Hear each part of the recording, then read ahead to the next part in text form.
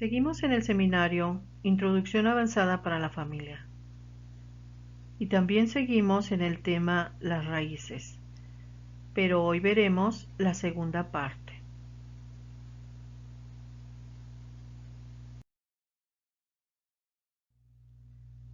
En la primera parte vimos que nadie escapa a estar bajo maldición. Primero, aunque desobedezca un solo mandamiento, las consecuencias de toda la ley caen en mí y en 4 generaciones después de mí. Segundo, aun si obedeciera todos los mandamientos, estoy bajo maldición por la desobediencia de mis antepasados a la ley. Tercero, vimos que la naturaleza del hombre es carne, y la carne no se sujeta a la ley de Dios, porque no puede, pues es enemiga de Dios. Veamos Romanos 8:7. Por cuanto los designios de la carne son enemistad contra Dios, porque no se sujetan a la ley de Dios, ni tampoco pueden.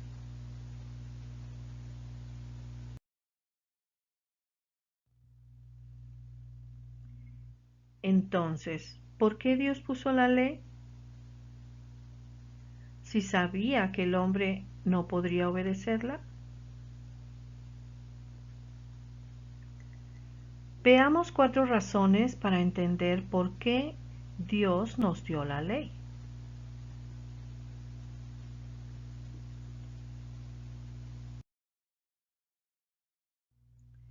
Número 1. La ley nos define un cuadro de cómo es Dios. La santidad de Dios impone muchas exigencias y requisitos al hombre caído. Los libros de Éxodo, Números, Levítico y Deuteronomio de la Biblia lo describen. Veamos Levítico 11:44.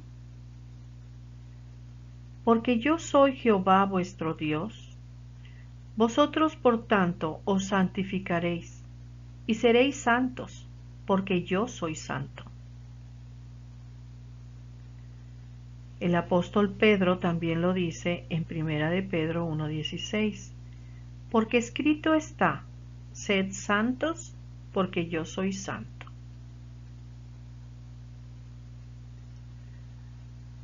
La justicia es la base de la santidad de Dios, y teniendo como base su justicia, Dios se manifiesta como santo.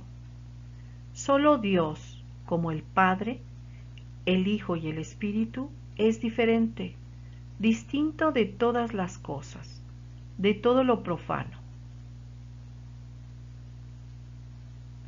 Él es santo.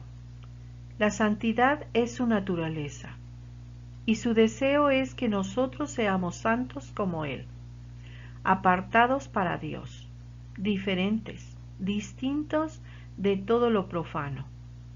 Por eso, mediante la ley, Él nos da a conocer su naturaleza, para que nosotros nos veamos tal como debíamos ser.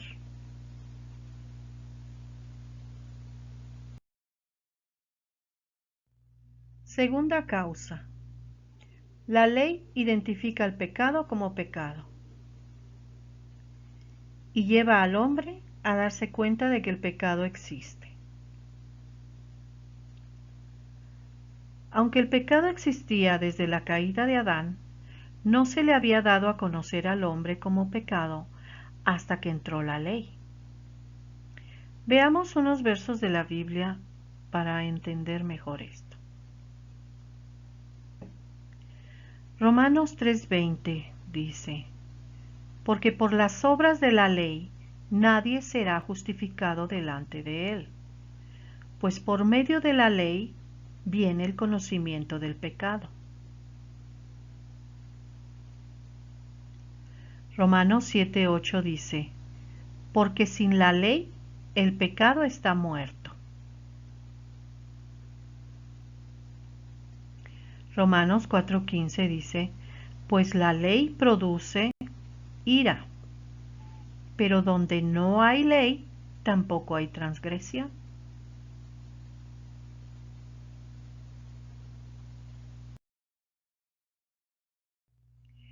Tercera causa, la ley expone al hombre y lo sojuzga. La ley hace que el pecado sea evidente para que el hombre lo pueda reconocer. Así, lo pecaminoso que es el hombre queda expuesto y sojuzgado por la ley.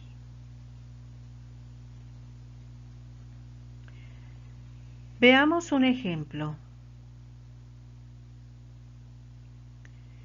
El apóstol Pablo fue hebreo de hebreos.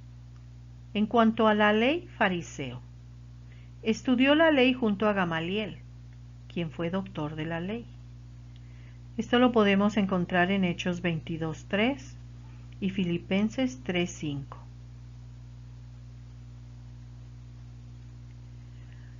Analicemos el conflicto que el apóstol vivió, aún siendo doctor de la ley, cuando descubrió, mediante la misma ley, que no podía obedecerla y lo pecador que él era. Vamos a ver Romanos 7, del 9 al 24.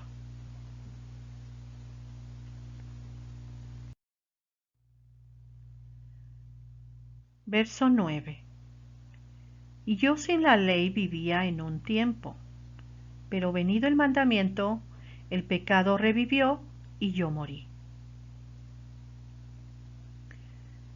El pecado ya existía desde la caída de Adán, pero para mí estaba muerto, y yo vivía, porque no había que me identificara como pecador. Cuando llega el mandamiento, el pecado cobra vida y yo muero.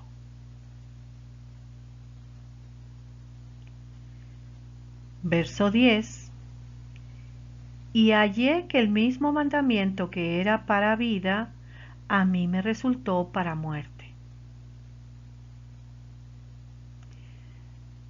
El mandamiento era para vida porque dice la ley que el que la cumpliera viviría. Esto lo vemos en Romanos 10:5.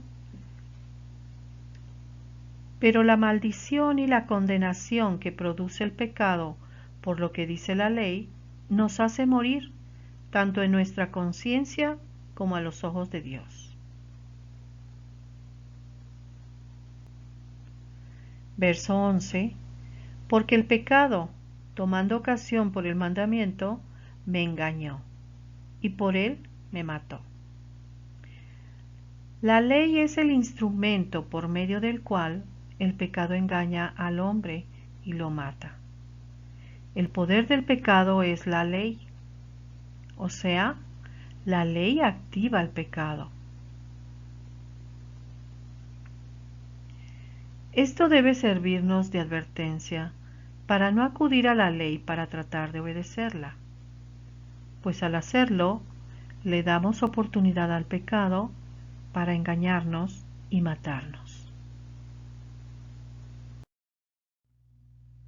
Verso 12. De manera que la ley es santa, y el mandamiento santo, justo y bueno. Verso 13. Luego, ¿lo que es bueno llegó a ser muerte para mí? De ninguna manera. Más bien, el pecado, para mostrarse pecado mediante lo bueno, produjo muerte en mí, a fin de que, mediante el mandamiento, el pecado llegase a ser sobremanera pecaminosa. Lo voy a repetir. Luego, ¿lo que es bueno llegó a ser muerte para mí? De ninguna manera. Más bien, el pecado, para mostrarse pecado mediante lo bueno, produjo muerte en mí, a fin de que, mediante el mandamiento, el pecado llegase a ser sobremanera pecaminoso. No nos confundamos. La ley, siendo buena, santa y justa, hace notar lo malo que es el pecado.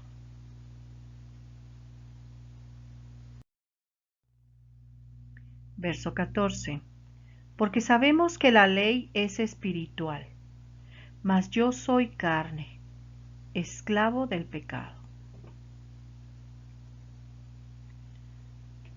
El apóstol Pablo vio que él era lo contrario de todo lo descrito por la ley, ya que ésta es espiritual, santa, justa y buena, como vimos en el verso 12. Él era carne, profano y contaminado, injusto y maligno. Verso 15. Porque lo que hago no lo entiendo, pues no hago lo que quiero, sino lo que aborrezco, eso hago. Pablo no entendía, ni admitía, ni aprobaba sus acciones equivocadas, porque provenían de su carne, la cual servía al pecado, actuando en contra de su mente y su voluntad. Verso 16. Y si lo que no quiero esto hago, apruebo que la ley es buena.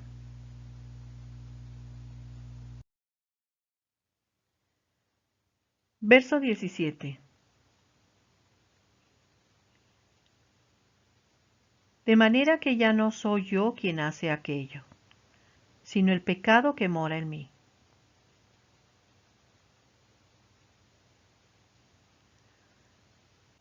El pecado estableció su morada en el hombre. No solo se quedó por un tiempo, o va y viene, sino que ha establecido su morada permanentemente en cada uno de nosotros. Verso 18. Y yo sé que en mí, esto es, en mi carne, no mora el bien, porque el querer el bien está en mí, pero no el hacerlo. La carne aquí es el cuerpo humano caído y corrupto, junto con todas sus concupiscencias. Esta carne es una mezcla del hombre natural y el pecado, el cual es la vida y la naturaleza de Satanás, quien es el pecado personificado. Verso 19. Porque no hago el bien que quiero, sino el mal que no quiero, eso hago. Dios creó al hombre como un vaso limpio, para que lo contuviera, pero este vaso fue corrompido y convertido en carne en el momento de la caída. Cuando Satanás se inyectó en el hombre, estableció su morada en él, reinando como dueño ilegal, obligándolo a hacer lo que el hombre no quiere. Esta naturaleza maligna, que es el pecado, habita en todo ser humano. Es lo que lo constituye como pecador. Verso 20. Y si hago lo que no quiero, ya no lo hago yo, sino el pecado que mora en mí. Verso 21. Así que, queriendo yo hacer el bien, hallo esta ley, que el mal está en mí. El apóstol descubre que el pecado es una ley que lo obliga a hacer lo que no quiere. Y esta ley vive en él, en sus miembros. Verso 22. Porque según el hombre interior me deleito en la ley de Dios.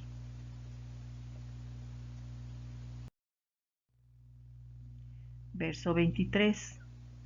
Pero veo otra ley en mis miembros, que está en guerra contra la ley de mi mente, y que me lleva cautivo a la ley del pecado que está en mis miembros. Aquí vemos que aparte de la ley de Dios y la ley del pecado, existe otra ley, la ley de la mente, que corresponde con la ley de Dios, o los 10 mandamientos, como algunos los conocen, porque quiere hacer el bien. Por lo tanto, también se opone con la ley del pecado, que vive en nuestros miembros.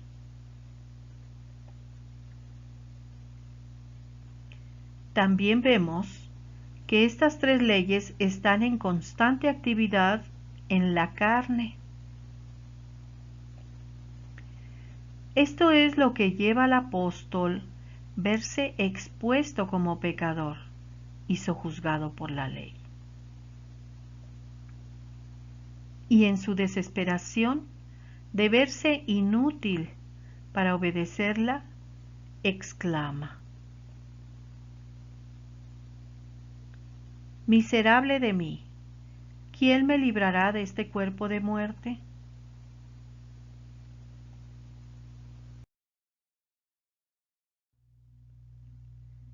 Hasta aquí vimos 3 razones por las cuales Dios puso la ley. Primero, la ley nos define un cuadro de cómo es Dios. Segundo, identifica el pecado como pecado. Tercero, expone al hombre y lo sojuzga. En el próximo video veremos la 4ª razón por la cual Dios puso la ley. También veremos cómo estamos ahora frente a la ley.